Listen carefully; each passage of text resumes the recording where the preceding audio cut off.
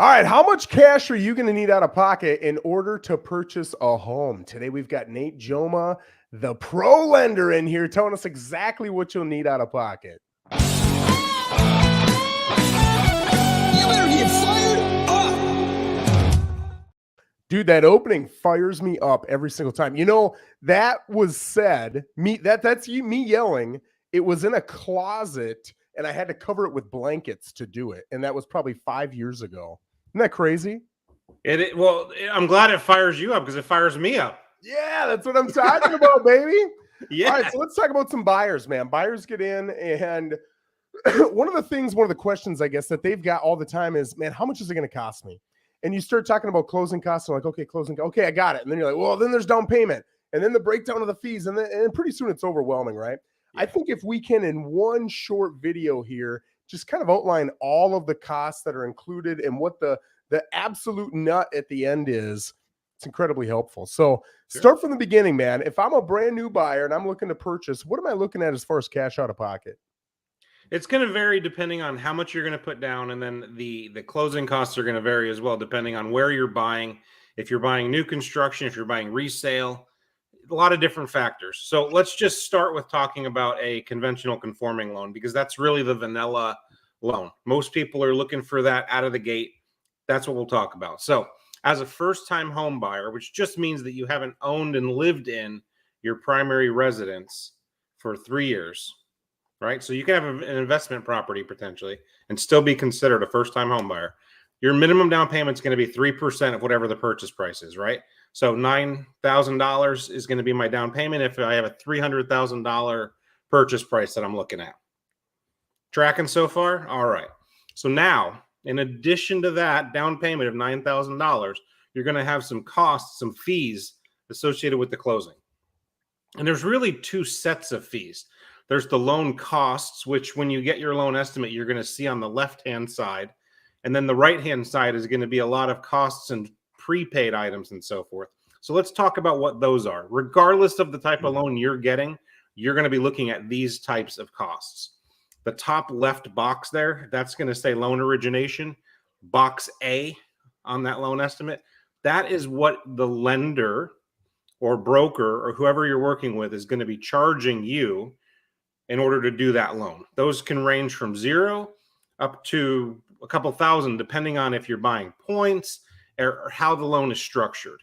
When it comes to the mortgage itself, though, that box, and only that box, can be influenced by the mortgage lender, Joe. So what I mean by that is if you go to the Nate Jomaa mortgage team or you go to the XYZ mortgage team down the road, that is the only box where the fees are going to vary. Do you know what I mean by that? Because if I'm going to buy the house at 345 Main Street, the title company for that house is going to be the same. The taxes for that house are going to be exactly the same.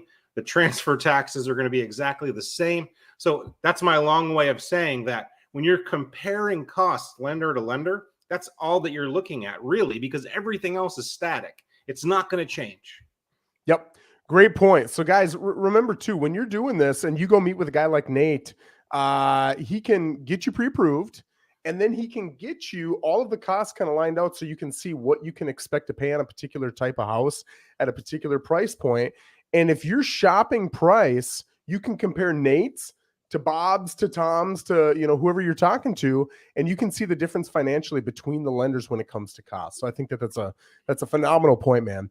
Okay, so there we've got closing costs, or no, we just talked about down payment. Talk about down payment and closing costs. We kind of talked a little bit about both. So closing costs, the total nut, how much is it as a percentage of the price? Great question. So let's assume that we have a 3% down payment in that example that I used. Your closing costs are typically going to be an additional 3 to 4%. Yep. So you're looking at a total of probably somewhere between 6 and 7% of the purchase price all in. So just using that $300,000 price again, you've got a $9,000 down payment, and then your closing costs are going to be an additional possibly $9,000 to $12,000. And those things are going to vary because, again, it's going to depend on the county that you're buying in. If it's new sale, new construction, or resale, a lot of factors go into that. Yeah, I'd also say some of those costs are flat fees. and some of those costs are percentages. Correct. So if you're looking at 300,000, there's a good chance it's going to be closer to that 4% than the 3, right? If you're looking at 800,000, there's a good chance it's going to be closer to the 3 than the 4, because again, we've got a lot of flat fees in there. Correct. So let's break this down into down payment and closing costs. Tell me, what can be gifted to me? What can the seller cover? What can't they cover or be gifted to me? Sure. So depending on the type of loan that you're getting, there's going to be different percentages of what can be contributed by the seller, or what we call an interested party contribution. So it's not exclusive to the seller. An interested party in a transaction is anybody that has interest. So it could be the seller, it could be the buyer, it could be the lender, or it could be one of the real estate agents. So the lender and the real estate agents typically aren't considered in that, but there are times when somebody decides that they want to gift their commission to somebody because it's their niece, their nephew, their aunt, their uncle. Those are things that aren't typical, but they're okay to be done. So an interested party contribution on a conventional conforming loan is typically 3%, depending on what that loan to value is.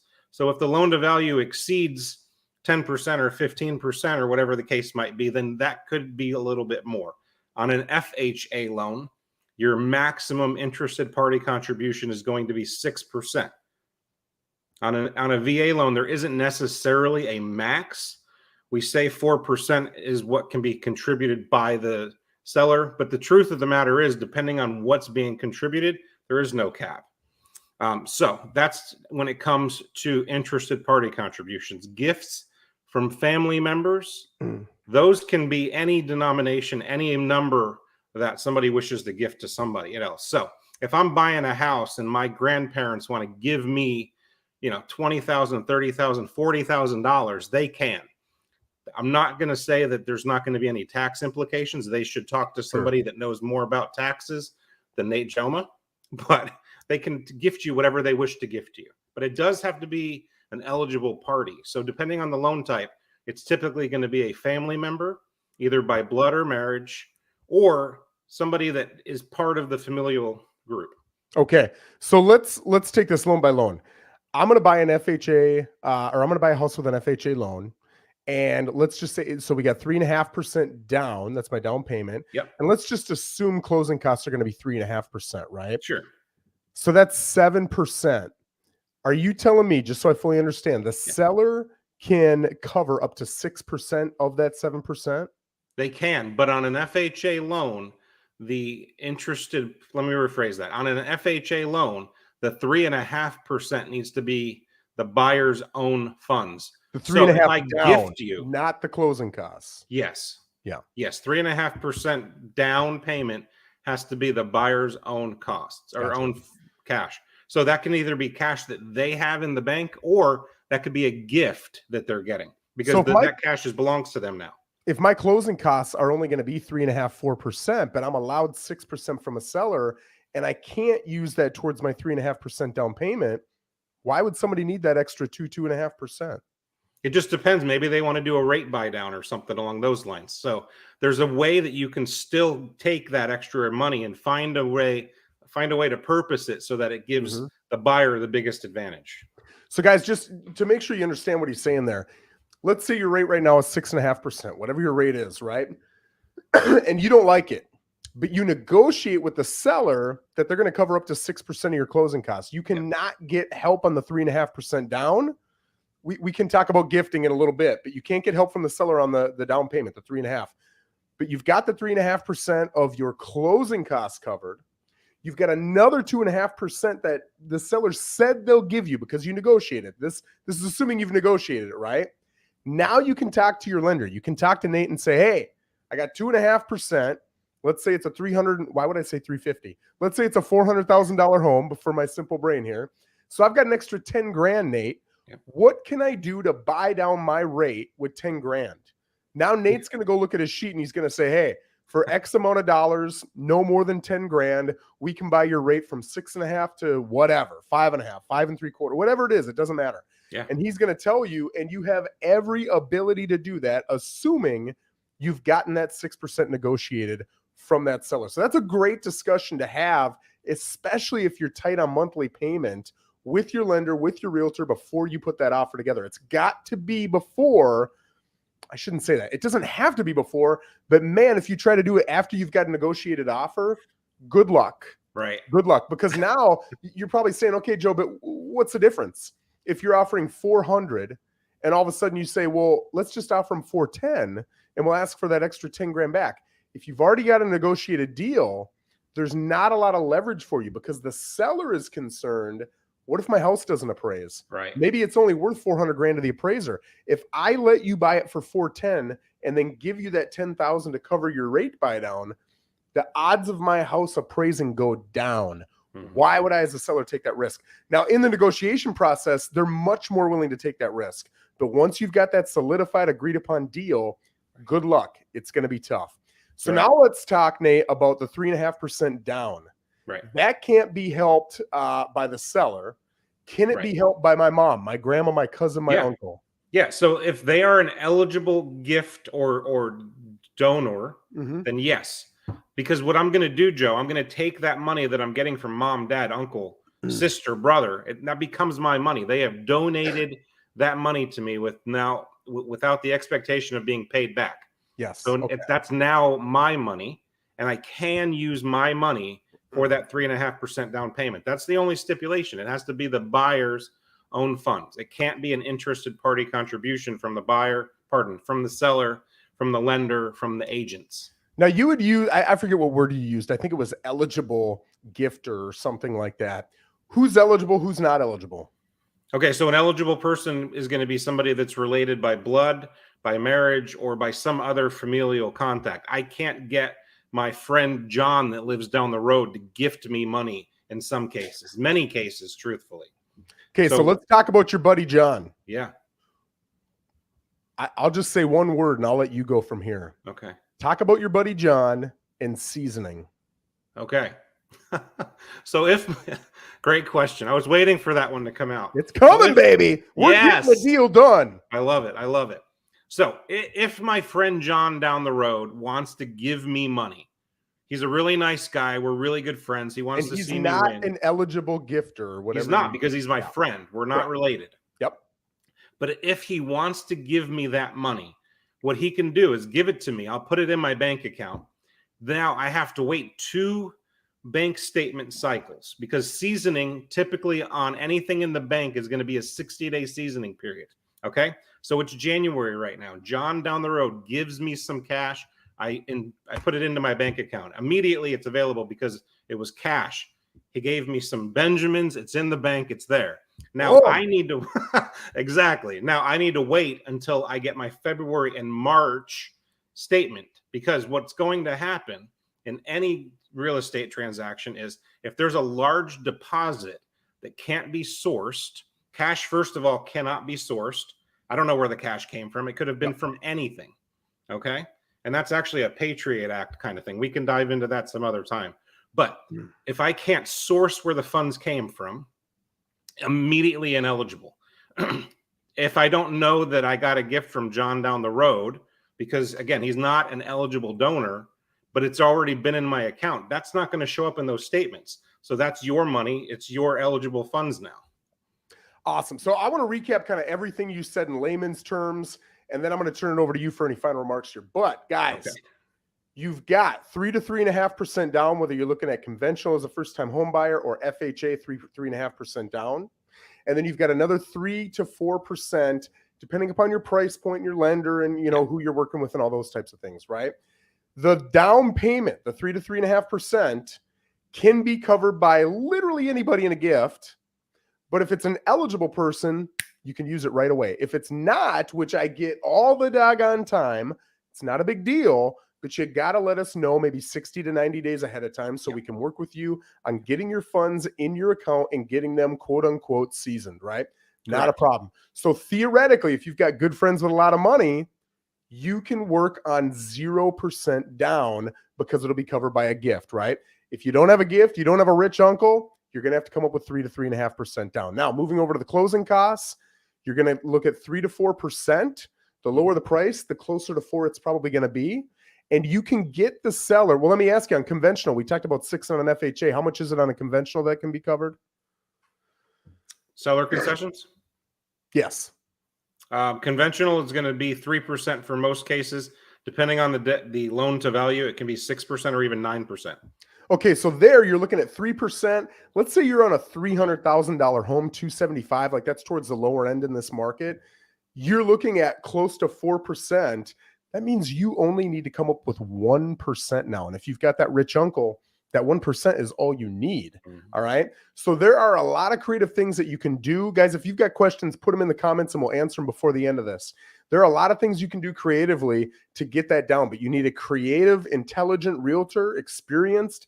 You also need the same in a lender. And trust me, guys, there are lenders out there who just started 3 months ago, right? I'm not a lender and I know more about lending than they do. So you want somebody who's done this a lot, knows the different programs. Another thing I'll throw out too is, and I'm kind of tooting your horn for you here, Nate. If you work with a company like Wells Fargo, phenomenal loans if you're an A-plus buyer. They have phenomenal loans for great buyers with 820 credit scores and a crap ton of money in the bank, right? If you're anything else, Wells Fargo is going to be tough because they only sell Wells Fargo, right? Nate Jomaa, he's a shopper, baby. He's out there looking at 50, 60, 70 different mortgage companies, trying to find the best deal for you with your credit score, your financial situation, your money, whatever it is you have. So the loan you get offered by Nate might be different than the loan I get offered because we've got a different financial or credit background, right? He's shopping a lot of people finding the best deal. If you go with a lot of these companies, all they can give you is what their particular mortgage company gives you. So that's a big thing too to look at when you're looking at a lender. Nate, any final remarks here, bud? Yeah, I'll talk a little bit about taking cash from people and putting it into your bank account. Even if you get it from a family member, like we talked about, an eligible donor, the best way to do that on a conventional loan is to have that donor actually send that directly to title. I'll explain how that works, and I'll explain to you the pitfalls of if they give that to you and you put it into your account, right? We talked about the seasoning and we need to see the bank statements and source the funds. So let's say that I am an eligible donor and I'm going to give cash to my son to buy a house. If I give him a check or if I wire money into his account, that's fine. He can use that money. I'm an eligible donor, no issue. But in doing so, now I have to provide my bank statement to show where I got the money. So it's just extra paperwork that's not necessarily needed. Now, instead of me sending that money to my son or giving him a check, if I send that directly to the title company, I've avoided that extra paperwork. Yeah. There's nothing weird about it. It's just less paperwork. I think some people think that when I say to do that, that we're somehow circumventing some process. We're being sneaky. The truth is I'm trying to save everybody a little bit of paperwork, right? There's enough paperwork when you're doing a loan. I'm just trying to shave off some of the extra paperwork for you. So guys, and I'll, go ahead. Sorry. Go ahead. And I'll say on a conventional loan, that's definitely the way to go. On an FHA, unfortunately, that little process doesn't help because even if I do wire it directly to title, I still need to provide the donor's bank information. So that's only on a conventional conforming loan. If you have any questions about that, let me know. We can talk through that. So guys, I would say this, you don't have to memorize everything we just said to you. You certainly don't have to understand it all. Really, all you've got to know is that at most, you're going to need 7.5%. But if there are creative options for you, which are dependent upon your situation, who you know, everything else, you could come in with as little as 0% down, right? The answer is talking to Nate. Now, if you've got Nate on Facebook, you find him on YouTube, whatever, go reach out to him. We've got his information above. You can certainly reach out to him. If you're friends with me on Facebook, reach out to me. I probably get, I don't know, 2-3 of these a month where somebody will reach out and say, hey, I just saw your video. I got some questions. And I'll say, you need to talk to Nate. Let him run your numbers, and then he can tell you exactly what you're facing. I want to throw one last thing out. A lot of people are concerned about Nate running an application for him because they're like, oh my gosh, then I'm going to have to buy a home and it's going to impact my credit. It's going to impact your credit by a point or two. And I'll tell you, if you're at a 620 and a 620 is what's needed, and now it bumps you down to a 619, we're going to work it out. That's not going to be the thing that stops your loan. All right. So don't worry about it. It's minute if you even see it at all. And it's not going to impact. It never has. I've sold hundreds of homes. It's never impacted it. Right. And guess what? You can change your mind tomorrow. You're not in any money to Nate. You're not in anything with me. And if you say, Joe, I just want to rent forever and keep paying my landlord's mortgage down, we're going to let you. Guys, I got to let you go, but thank you so much. I hope you have a phenomenal day. Thank you, Nate.